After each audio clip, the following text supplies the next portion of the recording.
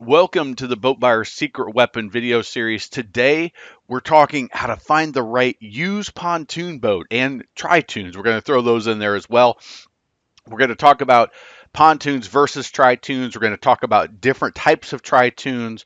We're going to talk about what horsepower you may need for your situation. We're going to talk about how to inspect it, how to demo it and test drive it the right way, how to get the best deal. And at the end, I've got a special gift for you. So, let's start with what I think is one of the most important things when you're looking at a pontoon or a Tri-Toon, especially on a used pontoon or Tri-Toon, and that is the diameter of the tunes. How big are the tunes?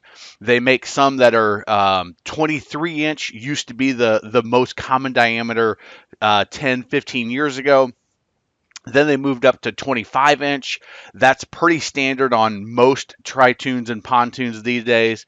But they've also gone to some 27-inch pontoon diameters.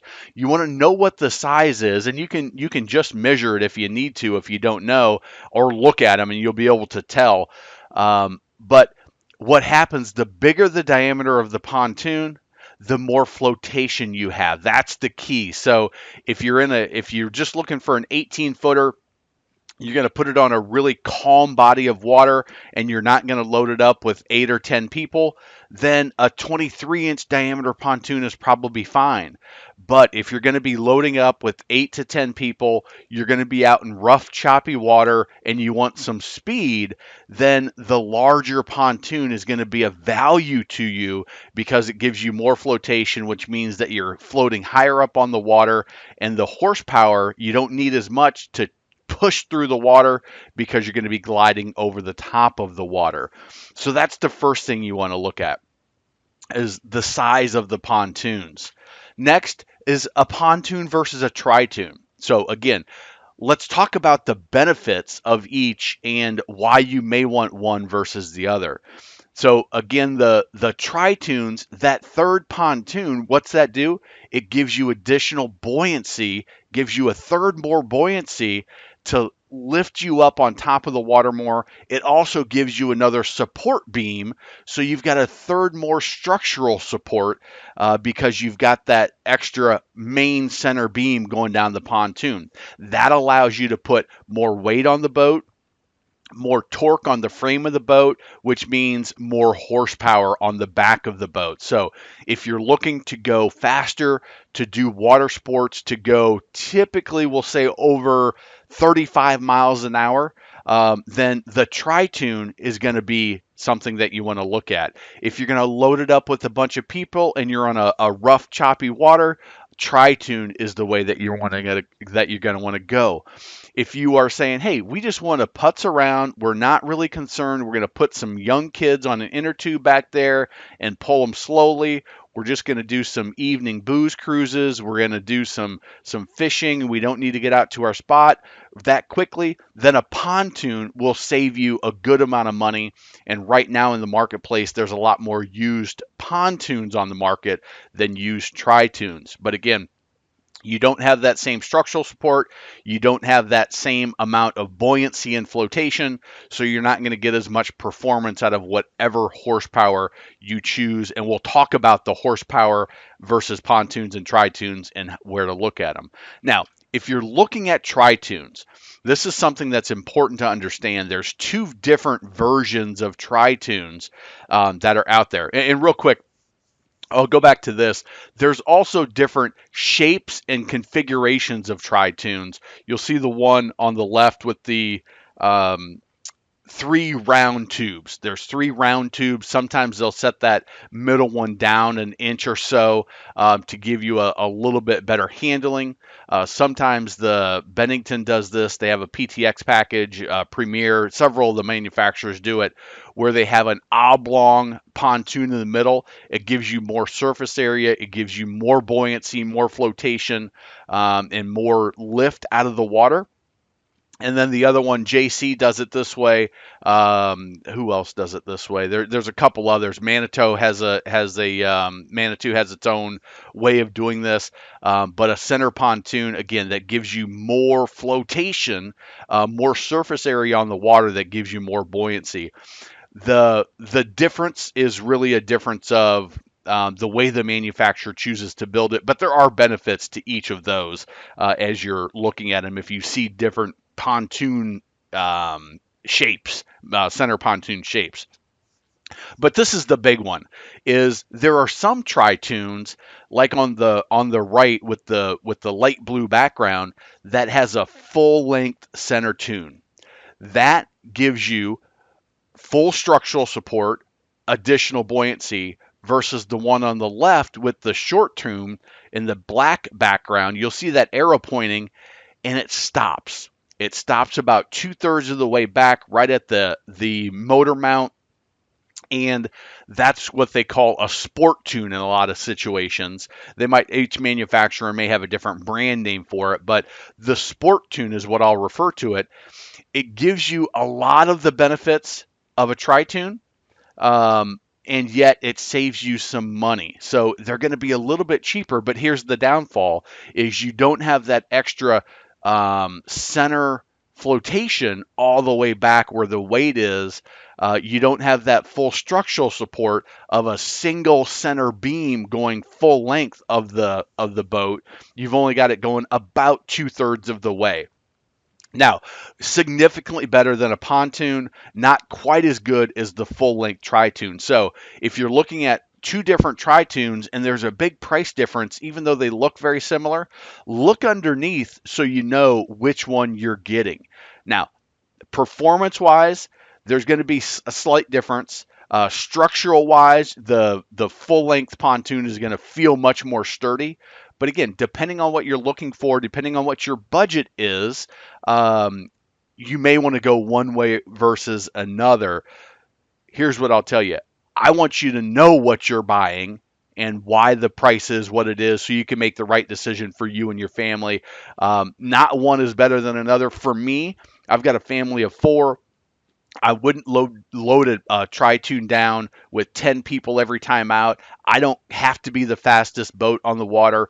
I would save a little bit of money and go with the sport tune in my situation right now on the body of water that I operate on. My family has a place at the Lake of the Ozarks. In that situation, that boat does get loaded down. With a lot of people with heavy coolers and gear. The water at the Lake of the Ozarks is incredibly rough when you get into the main channels. In that situation, for my parents, it has to be a full-length center tune. No questions about it. So think about the water you're going to operate in, how you're going to operate, and that will help you choose which one is right for you. Now, when you're looking at pontoons and Tri-Toons, there's 2 different drive options that you'll find. The Outboard, which you see the Mercury hanging off the back, Yamaha, Honda, Suzuki, Evinrude, doesn't matter, versus a stern drive. I will give you my opinion here is stay away from a stern drive pontoon. You lose a lot of the benefits of having a pontoon, which is you can run it year round in a lot of areas if your lake doesn't freeze. They're easier to maintain. They're typically quieter in the last 10 or so years, and they are very efficient. The stern drives gives you a lot of rumble, a little bit more vibration. You've got the configuration takes up space in the boat with the engine, the inboard portion of the engine, the block in the boat. And it's also difficult to work on because that engine has to be tucked down kind of in that pontoon, in that tin can, and there's extra vibration. So I would say steer away from those stern drives. They only make up a small percentage of the marketplace, and that's because, in my opinion, they're not a wise idea. So I would stick with the outboard. I've got another video on choosing the right outboard that you may want to check out. That will be in the show notes. So let's talk horsepower. Now, as I give you these numbers, it's going to depend on the size of your tunes. It's going to depend on how much weight you have in the boat. So when I give you these speeds, I'm thinking a 25-inch tube and 4 people on the boat, 4 to 5 people on the boat. So it's not loaded down with 10 people. That's going to drop your speeds down considerably. So if you're just looking for some slow cruising, a 50 horsepower is going to be sufficient. It's going to run you, maybe 15 miles an hour or so, maybe 20, depending on the conditions and the weight of the boat. But if you're not concerned about speed, you really don't want to spend the extra money, a 50 horsepower is going to get you out with some slow cruising. Stepping up to the 90, hey, you can throw a tube back there with some kids on it. You're going to cruise in the 20s, the low 20s, and younger kids are going to have a blast. It's going to be great. You're not going to get real wild. When you're moving up to skiing and doing more water sports, I would say at a minimum a 115 if you're going to skiing with kids. Now, if you're doing a lot more water sports, then I'm going to say step up to the Tri-Toon and go to a 150. In my mind, in my experience, the 150 horsepower is you don't get enough performance putting it on a pontoon. If you're going to invest the extra money in the 150 horsepower, step up to the Tri-Toon because that extra buoyancy, the extra rigidity that middle tube gives you, the extra weight that it puts on, you're going to get better performance with the Tri-Toon. And I'm also going to recommend lifting strakes on anything that's 90 and above. It's going to give you more performance, and we'll talk about that in a little bit. That 150 is going to do enough, be adequate enough with 4 or 5 people on the boat to do water sports for adults. I can slalom ski. I'm 220 pounds. I can slalom ski and get up behind a 150 Tri-Toon with no problem. If you move up to the 225, you get lots of speed. You're going to run probably somewhere in the 40-mile-an-hour range, maybe 45, depending on the weight of the boat, the configuration, and everything. That's going to give you speed with a lot of people on the boat. If you want to move up to the 300, it's going to be as fast as most other boats are faster on the water.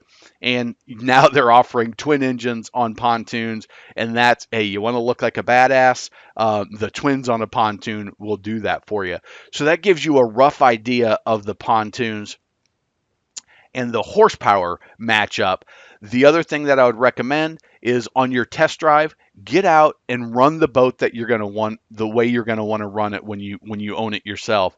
Put that number of people if you can, but get that experience. And the other thing is you don't want to run your boat wide open throttle to reach the speeds that you want. It's not good for it. You want to run about 3/4 throttle is where you want to do most of your running, half to 3/4 throttle. So if you say, oh, that 50, that does plenty when we're at wide open throttle, well, you don't want to put that kind of pressure, that kind of strain on your engine. So you would move up to the 90 horsepower so that when you're running 3/4 throttle, you're getting the performance that you want. That's going to help your boat last longer, have less maintenance needs, and you're just going to be happier with it overall. The next thing you want to look at is what's your layout? Do you want to do more fishing, entertaining with the bar entertaining setup? The lounges for sunning and seating are the traditional L-shaped couches. You can go online and you can look at all the manufacturers' layouts and find the one that works best for you in what I call the 80% rule. Think about what you're going to do 80% of the time, and that's the type of layout that you should get. So if you're going to fish 80% of the time, get the fishing setup. If you're going to lounge and sun and you've got teenagers and you're just going to relax, well, then the loungers are a great option. If you're going to do a lot of cruising and entertaining, either that traditional L shape or the entertaining setup, the bar setup to me is if you're not going to leave your dock very often, that bar setup can be great. Or you go to the sandbar all the time, and that can be a good setup there. The traditional L shape is going to work for most people. The loungers for sunning works for a lot of people as well. But think about that 80% rule, how you're going to use the pontoon, who's going to be out there with you, where everybody would sit in different situations, and that will help you choose the right layout. As far as inspecting a used pontoon, the floor. Check and make sure that the floor is solid. That means kind of lightly bouncing up and down throughout the entire floor, even by the seat bases, to make sure that there's no rot in the floor. That's more important the older the pontoon is. The marine grade plywood that they use these days is pretty solid, but in some of the older pontoons you may find some rot in the floor. You want to look under the pontoon. Make sure that there's no cracks in the welds. Make sure that all the floor joists are solid. Everything looks good. Make sure that there's nothing that looks broken or looks to be a concern under the pontoon. Electronics, check the stereo, check everything. The upholstery, the canvas, the lights, the gauges, the switches, hatches, latches. Check for wiring corrosion. If you're in a saltwater environment, those pontoons, some of them are made for saltwater. Some of them don't have the saltwater package. So you really want to do an inspection around all of um, the exterior of the boat to make sure that there's no major wiring and corrosion problems, and then check the stereo system. Go through all of the systems and make sure everything works properly. The engine. You want to, if you can, find out what the engine hours are. You may have to hook it up to a computer to find that information, but you can typically get it on the newer engines. Check the oil and the fluids. Just check the dipstick and make sure that everything looks right, that it looks clean. There's no water intrusion, which would give it kind of a frothy, milkshakey look to it. Same thing with the fluids in the foot, that you can check. There's a little screw that you can undo a little bit to change that fluid. Just let it out a little bit and tighten it right back up, and check and make sure that doesn't have that milkshakey consistency, which is an indication that water's getting in, which is a definite deal killer. Check the compression on the engine. Make sure that those cylinders are firing as strong as they were when they were new. You can do that with a compression gauge. You can get a link to that down in the description if you're watching this on YouTube. And check that prop condition. Check it for nicks and dings, and also give it a spin and make sure it's spinning smoothly. Make sure there's no wobble, which is an indication of a bent shaft. Once you do all that and you say, man, we've got the right pontoon or Tri-Toon, we got the right size tubes, we got the lifting strakes, we got the right horsepower, everything's the way it should be. This is a boat that we want to buy. The price is right. Now, never buy a pontoon or a Tri-Toon unless you test drive it first. Get it in the water. I recommend doing a cold start, which means you're the first one that's fired it up for the day. That's going to show you if there's any issues when you're firing it up. Sometimes if they run it first and they run it for a good long while, it gets warmed up, it'll start up real easy. Whereas if you start it cold, you'll find that, oh, it doesn't start up real easy, and maybe that's an indication of an issue. Just let it sit at idle for a minute or so and just listen to it. Does it sound smooth, or is it spitting and sputtering and barely staying afloat? Is there something off when you're listening to it at idle? Once you've done that at the dock, it's a great time to undo the lines and just idle out to open water. Again, just go at a nice idle speed, and listen to that sound. Now that you're underway, you're putting a little bit of pressure on that engine. Does it still sound good? Is it spitting and sputtering, or is it running smooth? Once you're in open water, go up to 3/4 throttle about and do a couple of turns. How does the boat handle? How does it steer? Is it stiff? Is it smooth? Does the boat sound right? Is it cavitating? Is the prop losing grip on the water and cavitating? Does it operate the way that you would want it to and need it to when you own it? If it's equipped with trim, adjust that trim, raise that motor up and down a little bit, and see how the boat performs, how it reacts. Does it work? Once you go through those maneuvers, go ahead and come back to neutral. In neutral, you just want to sit still in the water for a little bit, and then go in gear, back to neutral, reverse, back to neutral, forward, back to neutral, reverse. Do that a couple of times. How does it shift? Is there a big clunk, or does it smoothly go in and out of gear? There's going to be a slight clunk. Don't expect it to be like your car, but is it significant? Does it shift smoothly? Is there anything that feels off? Does it die going from one gear to the other? Um, and then you want to look for water spitting out of the engine. You can see that arrow. That's an indication that it's picking up water properly. The impeller's in good shape, and it's cooling property. Also, watch the temperature gauge. That stream may be a dribble at idle. When you're underway, when you're going even half throttle, it'll be a nice steady stream coming out. The other thing you want to ask is, when's the last time the oil was changed? When's the last time the gear lube was changed? And when's the last time that the impeller was changed? All of those questions will tell you when they've done their maintenance and what you need to do when you get the boat. I would recommend, if the oil and all that service hasn't been done within the last year, when you buy the boat, just plan on investing that money to change the oil, the lower unit fluid, and the impeller, so that you start out fresh and you don't have a major issue, including the battery. Ask about the battery or batteries as well. If it comes with the trailer, when the boat's in the water, when that pontoon's in the water, it's a great time to check the trailer, the winch straps, the lights, the bunks, the axle and bearing, the tires. Tires are 150 bucks a piece. And if you've got a dual axle, it's a big expense if you need to replace the tires. And again, do that all while it's off the trailer.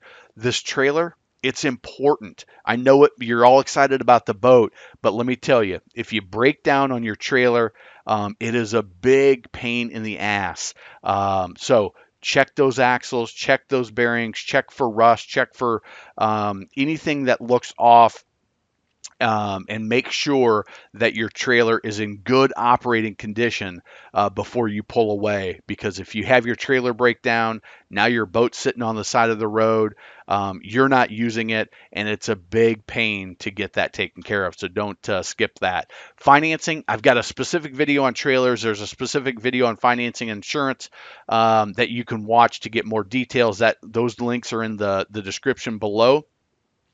Check with your local or national bank where you have your checking account. They typically are the worst option. If you're buying used, a local credit union tends to be a great option. And you can usually join a credit union if you go through their list of questions. They'll come up with a way that you can become a member. Check with marine lenders. They do a great job of extending the term because they understand boats, getting the lowest payment possible. And if you're working with a dealer, check with the dealers and lender. Yes, they're going to make some money on it, but so is everybody else. That's why they do loans, because the dealer does a large amount of volume. They may get access to better rates for you, even through the same ultimate lender. So check with all four of those, and find what's best for you. Again, watch the video to get more insights on it. Pontoon insurance, usually $300 to $1,000 a year, depending on where you're located, if you're at the coast or if you're inland, what the horsepower is, how much boating experience have you owned boats before, where you're going to store it. All that impacts the rates of the insurance. I've got a video on how to get the right coverage at the cheapest price, to get that cheap insurance with really good coverage. You can watch that video as well. Now, if you want to get the best deal on your boat, I've got a program called the Magic Money Saving Method. You can check that out at boatbuyerssecretweapon.com/save. It will help you walk through a negotiation technique that's going to save you hundreds, maybe even thousands on your pontoon, whether you're buying from a dealer or a private seller. It's a great strategy. It's one of the ways that we pay for this program, so we can offer all of this free advice. We also have the free Boat Buyer's Secret Weapon Toolkit. This toolkit will help you walk through finding the right boat, inspecting the boat, taking the demo, questions you need to ask a dealer and a private seller, how to maximize your trade if you've got a trade, how to get the best boat loan, the best insurance, and a lot more. We get emails all the time saying how valuable this is, and we give it to you for free because we want to make sure that you get the right boat at the right price. you can click on boatbuyerssecretweapon.com/toolkit. If you enjoyed this video, be sure to subscribe. We're putting out new information all the time. Hit that red subscribe button. And also, YouTube has recommended a few videos for you. You can check those out there. Pick up your toolkit. And thank you for watching this video. If you liked it, make a comment, give it a thumbs up. If you've got questions, if there's something you weren't really certain about, we remake some videos from time to time. Leave a comment in the comment section, or just let us know that you really enjoyed it. It helps boost up the videos in the rankings so that more people can get this valuable information. Thanks for watching, and we'll talk to you soon.